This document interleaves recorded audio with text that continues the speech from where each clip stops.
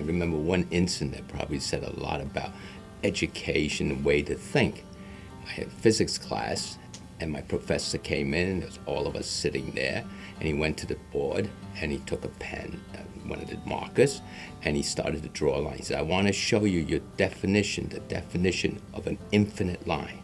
And he went right across the board, out the door, and we never saw him that day.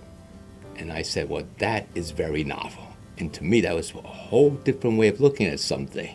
And that made a big impression. You know, when I was going to school, it was during the beginning of the Vietnam era and so forth. The war was going on, and there was a lot of, debate over whether we should be in, shouldn't be in.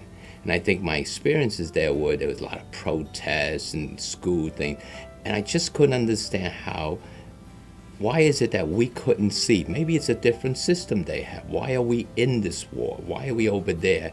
And today I look back and I say, you know, that was a very interesting time because there was a very good, healthy debate going on.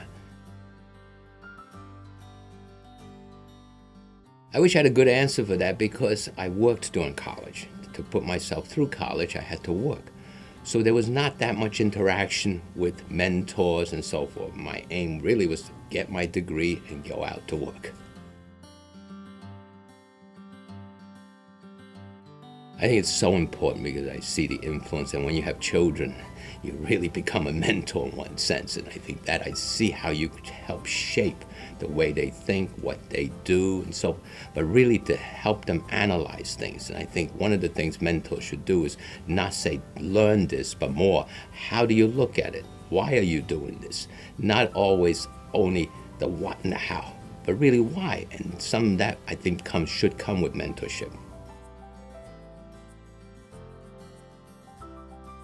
Today, our children, the students, have access to almost infinite information.